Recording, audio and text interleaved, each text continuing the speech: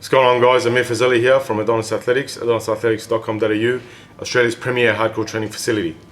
Back fresh from the Arnold Classics in America, which was a blast, and also just came back from competing at the Australian National Championships.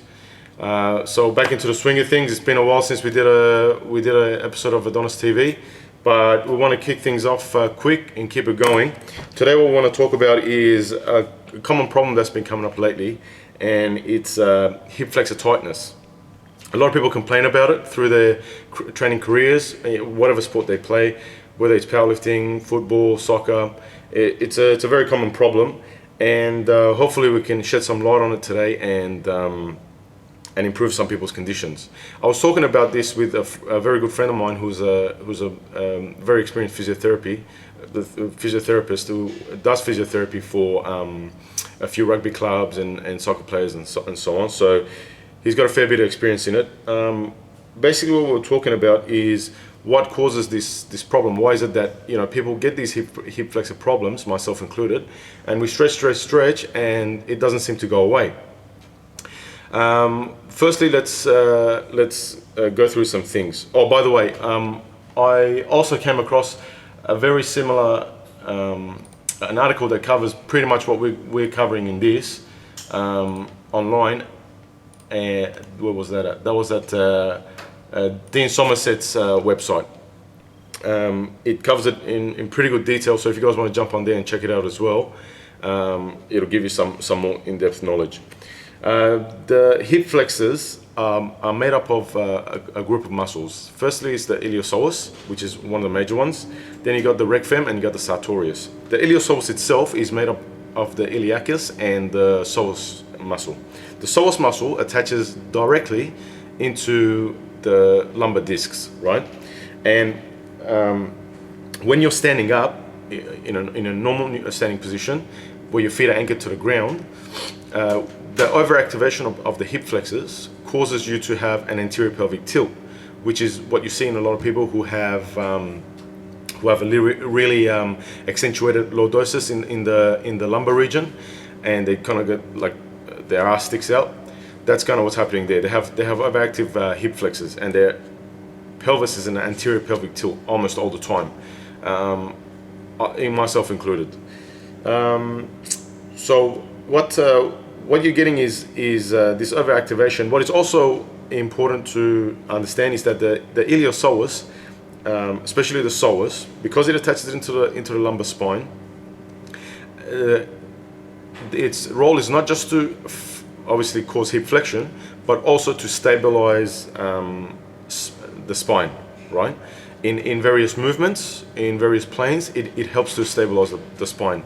And it's been shown in a lot of studies that when people have underdeveloped or underactive deep core musculature, such as the transverse abdominis and so on, which goes hand in hand with the psoas in stabilizing the spine, then the fact that it's underactive means that the psoas has to pull the extra weight. So when it does this, that means it becomes overactive and it becomes tight over time, and you get lower back problems, which is pretty normal. So what you gotta take away from this, or what we took away from it as we were discussing this, is that most of the time, people's problems in regards to tight hip flexor is not tightness in the actual muscle where they have to stretch it and lengthen the muscle again. It's that they have a shitty core. They have no strength in the core musculature to be able to take up the slack and do what it's supposed to do, and that is to stabilize the spine. So when the core musculature, like for example the transverse abdominis, doesn't do what it's supposed to be doing, then obviously other muscles have to chip in and do the work that's necessary to keep your spine stable, which is kind of important. So basically, what you can do to fix this is very simple. We figured that almost every activity or movement that you do that helps you activate either the core deep musculature or another very important and forgotten muscle group, the glutes, it will help in relieving your hip flexor problems. The glutes is an interesting one because no one really pays attention to the glutes. They just do what they do, and if they have underactive glutes, they just kind of never pay attention to it. But it's very important in stabilizing the whole pelvic girdle. So let's run through some examples. Some exercises that help you relieve hip flexors where the pelvis has to be in a neutral position. The first one, very good one that we came up with was, well, we didn't come up with it, we thought of, was Bulgarian squats, but done a little bit differently. Normally when people do Bulgarian squats, they just kind of, put one foot back on a bench, they just go down and up, the body's usually tilted slightly forward, they're not really thinking about much, they're just doing the exercise.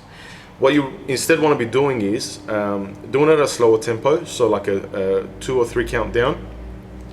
And as you're doing it, you want to keep the thoracic and cervical spine in a neutral position, and you want to get the lumbar spine in a neutral position as well by squeezing the glutes and causing a neutral or even a posterior pelvic tilt, right? Keep that, you hold that position isometrically, and then you go down and up. As you do it, you feel a very good stretch in the hip flexor. But what you're at the same time doing is activating the glutes. What you want to do is you want to hold a really strong glute activation in that position as you go down and up. Another good exercise is the good old planks. Planks is a rather popular core exercise, but a lot of people do it wrong.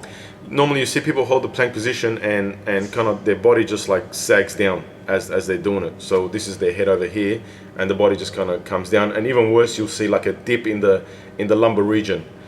That completely defeats the purpose of the plank. In fact, it can put extra pressure on the lumbar region. What you want to do is you want to hold the plank position, but in a neutral spinal position again. Get the hips out of an anterior pelvic tilt, bring it towards a neutral or even a posterior pelvic tilt, and you do that by squeezing the shit out of your glutes. And at the same time, you want to don't suck in your stomach. Everyone always says suck in your stomach. I don't know where that comes from. You want to push out and make kind of like a solid vessel with the abdominal wall whilst you are squeezing your glutes. So that when you look at yourself from the side, the whole spine is completely straight and there is no dip in the lumbar region. So you got Bulgarian squats, you have planks, and another one which again not a lot of people do is the hip thrusters. The original hip thrusters where you put your shoulders against the bench, sit on the ground and roll a bar to your lower abdomen region, and you just bridge up and down. Again, same thing, you want to really stress glute activation while you're doing it. Keep the spine in as neutral a position as you can keep it while you're doing it. Start with lighter weight and slower tempo, and then you can go up gradually from there.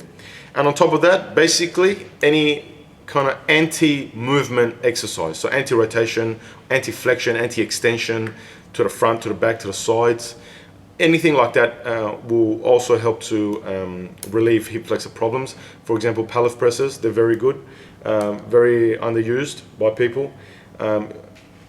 Anything that brings about stability within the abdominal region and engages the glutes as well is going to help you relieve hip flexor problems. So your problem may not simply be tight muscles where you got to stretch it and then it will go away.